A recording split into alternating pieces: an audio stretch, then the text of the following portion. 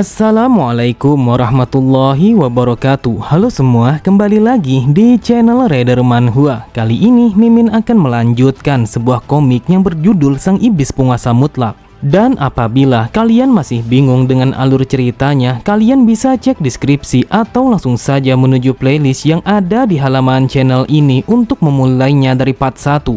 Tanpa basa-basi lebih jauh, mari kita masuk di part 32. Cerita dimulai. Terlihat semua orang yang ada di sana sama sekali tidak menyangka setelah mendengar Imhagi yang memberikan sebuah penawaran yang setinggi itu. Terdengar sebagian dari mereka yang mengatakan kalau ini bukanlah sebuah jumlah yang bisa dicapai oleh talenta muda pada umumnya. Dan ini sama seperti yang diharapkan dari Tuan Muda Imhagi yang berasal dari keluarga aliansi Langit Utara. Sambil tersenyum penuh kemenangan, Imhagi bergumam, "Aku akan membuatmu merasakan kalau kita telah memiliki sebuah perbedaan yang mencolok." Kemudian Sanggi berkata, "Jika kalian tidak ada yang sanggup untuk memberikan penawaran yang lebih tinggi daripada Tuan Muda, maka aku akan menghitungnya sampai 5 dan mengakhiri lelang ini." Namun dengan santainya, Jeok langsung mengangkat salah satu dari tangannya sembari mengatakan kalau dia akan memberikan penawaran sebanyak 2000 yang. Terdengar semua orang yang ada di sana langsung berbisik satu sama lain. Mereka bertanya-tanya apakah Jeok akan menggunakan semua hadiah uang yang ia dapatkan dari turnamen Heavenly Dragon. Kemudian sambil tersenyum Jeok berkata, "Mengapa kau diam saja? Apakah kau tidak ingin menghitung 1, 2, 3 sama seperti yang kau lakukan sebelumnya?" Mendengar perkataan Jeok, Sanggi berkata, "Saat ini penawaran Nona Carrion adalah 2000 yang. Jadi apakah ada orang lain yang ingin memberikan penawaran yang lebih tinggi daripada Tuan Jeok?" Karena Imhagi tidak ingin terlihat kalah di hadapan orang banyak, ia pun langsung menaikkan tawarannya sebanyak 2500 yang. Akan tetapi dengan sangat cepat Jeok langsung menutup tawaran itu sebanyak 3000 yang. Terlihat Carrion hanya terdiam ketika Imhagi dan juga Jeok masih melakukan perang harga sampai-sampai sebuah tawaran yang mereka berikan telah mencapai 6000 yang. Tetapi setinggi apapun yang ditawarkan oleh Imhagi untuk bisa bersama Carrion, akan tetapi dengan sangat cepat Jeok langsung menutup penawarannya dengan tawaran yang lebih tinggi, yaitu 7000 yang. Mendengar itu, Carrion bergumam, apa yang ia lakukan? Apakah dia tidak berpikir kalau dia akan menghabiskan banyak uang hanya untuk sesuatu yang sia-sia seperti ini? Seakan tahu apa yang dipikirkan oleh Carrion, Jeok bergumam, "Kau memintaku untuk berhenti, namun aku tidak akan membiarkan bajingan itu untuk memenangkan pertarungan ini." Pada sisi yang lain, Sanggi langsung tersenyum ketika mendengar Imhagi yang menaikkan penawarannya sebanyak 8000 yang. Ia bergumam, "Dasar bodoh, sepertinya dia sama sekali tidak punya uang lagi untuk dipertaruhkan karena hadiah yang ia dapatkan dari turnamen Heavenly Dragon hanyalah 5000 yang." Setelah meletakkan gelas minumannya, Jeok berkata, "Aku sama sekali tidak akan keberatan apabila aku memberikan penawaran sebanyak 10.000 yang kepada Carrion." Terlihat Yang Suchang sama sekali tidak bisa menahan rasa terkejutnya setelah mendengar sebuah penawaran yang diberikan oleh Jeok. Ia berkata, "Bagaimana mungkin kau memiliki sejumlah uang yang sebanyak itu, sedangkan hadiah turnamen Heavenly Dragon sama sekali tidak sebanyak itu?" Di saat itu, semua orang yang ada di sana langsung berbisik satu sama lain. Mereka mengatakan kalau 10.000 yang adalah jumlah uang yang sangat banyak. Kemudian sambil melemparkan pandangannya kepada Imhagi, Sanggi bergumam, 10.000 yang adalah jumlah uang yang sangat banyak. Bahkan Tuan Muda tidak akan bisa mempersiapkannya dengan mudah. Jika sang pemimpin mengetahui kalau Tuan Muda akan menghabiskan banyak uang hanya untuk berbicara dengan Carrion, maka semuanya akan menjadi sangat serius. Jadi meskipun merasa sedikit memalukan, akan tetapi dia harus mundur sekarang juga. Imhagi berkata, "Saat ini aku akan memberikan 11.000 yang agar Carrion bersamaku. Jadi apakah kau berpikir kalau kau akan bisa melewati penawaranku?" Menanggapi ocehan Imhagi, Jeok berkata, "Aku akan membayarnya sebanyak 12.000 yang. Tetapi jika jumlah ini terlalu besar untuk kau lewati, maka akan lebih baik kalau kau menyerah saja." Imhagi kembali berkata, "Jika kau memang seorang pria, maka kau akan mengorbankan segalanya demi wanita yang benar-benar kau cintai, dan aku akan membayarnya sebanyak 13.000 yang." Akan tetapi Jeok sama sekali tidak ingin menyerah begitu saja, sehingga ia pun memberikan penawaran sebanyak 14.000 yang. Namun Jeok langsung tertawa terbahak-bahak setelah mendengar Imhagi yang mengatakan kalau dia akan membayar sebanyak 15.000 yang. Di saat itu tanpa keraguan sedikit pun Jeok mengatakan kalau dia telah mundur dari penawaran itu. Sontak Im Hagi sangatlah terkejut, matanya terbelalak setelah mendengar Jiok yang mengatakan kalau dia telah mundur. Kemudian Jiok kembali berkata, "Karena ini sudah berakhir, maka aku ingin mengatakan sesuatu kepada kalian. Jujur saja, dengan menghabiskan uang sebanyak 15.000 yang hanya untuk berbicara kepada seorang wanita selama 1 jam hanyalah sesuatu yang dilakukan oleh orang gila. Im Hagi, sejak dari awal seharusnya kau menyadari kalau itu adalah sebuah tindakan yang sangat bodoh." Terlihat Im Hagi sangatlah marah sampai-sampai ia sama sekali tidak bisa mengucapkan sepatah kata pun. Di saat itu yang ia rasakan kalau harga dirinya telah diinjak-injak di hadapan orang banyak. Pada sisi yang lain, Sanggi bergumam, "Dasar sialan, jika situasinya berakhir seperti ini, maka yang paling dirugikan adalah aku. Tetapi aku harus menyelamatkan wajahnya Tuan Muda meskipun aku harus membatalkan lelang ini." Sanggi berkata, "Wahai Tuan Muda Jiok, ini bukanlah sebuah candaan sampai-sampai kau melakukan sesuatu yang seperti ini. Sampai saat ini aku bertanya-tanya apakah benar kalau kau memiliki uang sebanyak 10.000 yang." Akan tetapi Sanggi langsung terdiam ketika melihat Jiok yang memberikan selembar kertas yang menuliskan jumlah uangnya. Setelah melihat kertas itu, Sanggi berkata, "Yang aku lihat kalau ini memanglah asli. Tetapi dari mana kau bisa menghasilkan sejumlah uang yang sebanyak ini?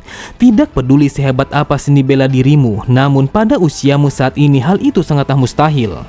Dengan tatapan mata yang sangat tajam, Jiok berkata, "Kesetiaanmu terhadap aliansi Langit Utara memanglah bagus.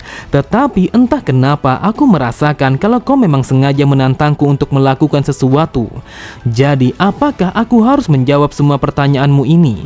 Terlihat Sanggi langsung terdiam, wajahnya menjadi pucat setelah merasakan sebuah tekanan yang diberikan oleh Jiok. Karena ia sama sekali tidak ingin berurusan dengan Jiok, maka ia pun langsung kembali ke atas panggung sembari meminta kepada Charyeon untuk duduk tepat di sebelah Im Hagi.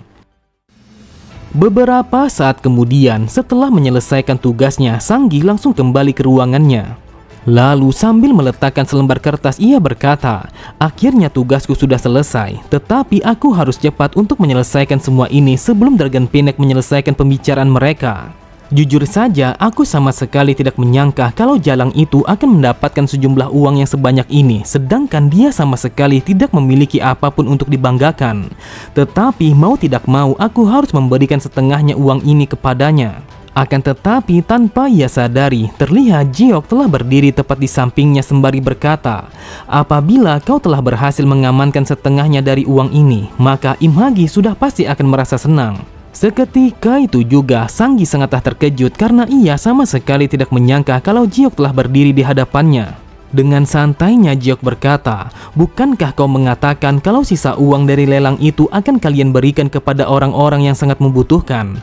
Asal kau tahu, itulah alasannya mengapa Charyeon hanya berdiam diri dan juga mengikuti lelang ini." Akan tetapi belum sempat Sanggi mengatakan sepatah kata pun, dengan sangat cepat Jiok langsung melancarkan sebuah tinjuan yang mendarat tepat di wajahnya.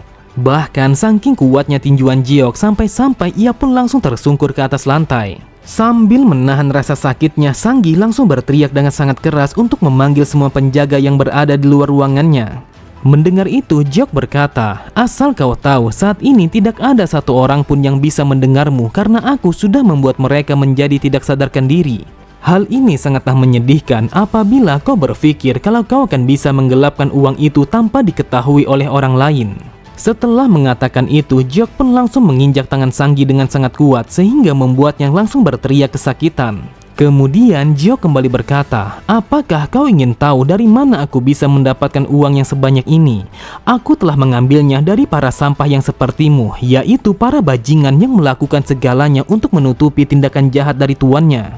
Apakah selama ini kau berpikir kalau aku tidak tahu dengan apa yang kau lakukan?" Setelah mengatakan itu, Jiok pun langsung menghajarnya hingga berkali-kali sampai-sampai teriakannya telah bergema di tempat itu. Beberapa saat kemudian, setelah kembali dari kediaman aliansi Langit Utara, Jiok pun menceritakan segalanya kepada Charyeon tentang kejahatan yang dilakukan oleh Im Hagi dan juga Sanggi. Saat mendengar Charyeon yang mengatakan kalau dia sama sekali tidak mengerti, Jiok kembali berkata, "Mereka berencana untuk mengambil uang itu yang akan mereka gunakan untuk diri mereka sendiri. Oleh sebab itu, aku pun langsung menghajarnya dan juga mengambil uang itu secara paksa karena aku akan memberikannya kepada mereka yang membutuhkan." Lalu Jiok pun bertanya kepada Charyeon apa yang sebenarnya mereka bicarakan setelah berhadapan dengan Im Hagi. Chareon pun mengatakan kalau Im Hagi sama sekali tidak mengucapkan sepatah kata pun di dalam pertemuan itu. Namun yang ia lakukan hanyalah meminum minumannya sampai ia mabuk. Tetapi aku tidak menyangka kalau dia akan mengikuti lelang itu meskipun harus membuang sejumlah uang yang sangat banyak. Sambil tertawa, Jiok berkata, apakah kau tahu kalau bajingan itu sedang membangun kehormatannya di hadapan orang banyak? Jadi sudah sewajarnya kalau dia tidak akan tinggal diam di dalam lelang ini. Akan tetapi aku menghentikan lelang itu karena aku menyadari kalau kau terlihat sama sekali tidak nyaman. Chareon pun berkata, ternyata kau telah berhasil memancingnya tepat sebelum Im Hagi menghentikan lelang itu. Mendengar itu, Jiok berkata, meskipun dia berhenti, akan tetapi hal itu tidak akan berakhir dengan mulus.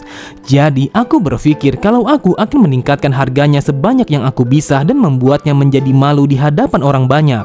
Terlihat Chareon langsung terdiam ketika melihat Jiok yang melemparkan tatapannya ke arahnya. Bahkan di saat itu dari tatapan kedua matanya, Chareon merasakan kalau Jiok akan mengatakan sesuatu yang sangat penting. Lalu Jiok berkata, Chareon, jika itu adalah sebuah lelang yang benar-benar untuk mendapatkanmu, maka aku sama sekali tidak akan bisa membayangkan apa yang akan aku pertaruhkan. Sontak Chareon sangat terkejut, matanya berbinar-binar, bahkan ia sama sekali tidak bisa mengucapkan sepatah kata pun. Kemudian setelah mengatakan itu, Jiok langsung berpaling dan melanjutkan langkah kakinya. Di saat itu Chareon merasakan kalau jantungnya telah berdebar dengan sangat cepat setelah mendengar perkataan Jiok. Dengan wajah yang memerah ia bergumam, apa yang terjadi kepadanya sampai-sampai dia mengatakan sesuatu yang seperti ini secara tiba-tiba. Cerita berpindah pada kediaman Im Hagi. Di saat itu Im Hagi sangat marah sampai-sampai ia pun menghempaskan guci minumannya. Im Hagi berkata, apakah yang kau maksud kalau kau sama sekali tidak bisa mengambil sisa uang dari yang kau berikan kepada jalang itu? Dengan wajah yang babak belur, Sanggi berkata, wahai tuan muda, ketika kau sedang berbicara bersama Chareon, aku pun telah berusaha untuk mengambil uang itu. Akan tetapi bajingan itu telah menyadari tindakan kita dan langsung mencariku. Itulah sebabnya aku sama sekali tidak bisa mengamankan uang itu. Sontak Im Hagi sangat terkejut, ia bergumam, dasar sialan, siapa sebenarnya bajingan itu? Dia memiliki sejumlah uang yang sebanyak itu, yang seakan-akan kalau dia dengan sengaja mempermainkanku. Bahkan ia juga telah mempermalukanku di hadapan orang-orang yang bahkan sama sekali tidak berani menatap mataku. Tepat di sampingnya Sanggi berkata, wahai tuan muda, aku rasa kalau kita harus melawannya sekarang juga untuk menunjukkan siapa kita sebenarnya. Dan kita akan menyingkirkan bajingan itu untuk selamanya. Im Hagi berkata, apa yang kau katakan? Apakah kau berpikir untuk melawan seseorang yang telah berhasil memenangkan turnamen Heavenly Dragon? Kita adalah keluarga yang telah mengadakan turnamen itu. Dan apabila kabar ini telah menyebar pada seluruh Jianghu, maka martabat keluarga kita akan hancur. Bahkan aku pun sangat yakin kalau kakek akan murka kepada kita. Sanggi berkata, apakah Anda akan membiarkan bajingan itu bersenang-senang atas kemenangannya? Apakah Anda sadar kalau kehormatan Anda baru saja dijatuhkan ke atas tanah? Saat ini aku pun sangat yakin kalau rumornya telah menyebar pada seluruh Jianghu. Dan rumornya adalah kalau Anda telah kehilangan seorang wanita dan juga sejumlah uang yang sangat banyak kepada bajingan itu. Jujur saja aku pun mengakui kalau seni bela dirinya sangatlah luar biasa. Akan tetapi ada cara lain untuk melawan seseorang yang seperti itu tanpa diketahui oleh orang lain. Seketika itu juga Im Hagi langsung terdiam karena itu adalah sesuatu yang sangat menarik.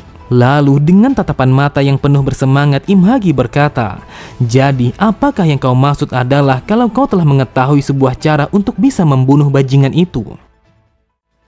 Oke semua, cukup sampai di sini dulu pembahasan alur cerita kita. Sampai jumpa di video selanjutnya. Wassalamualaikum warahmatullahi wabarakatuh.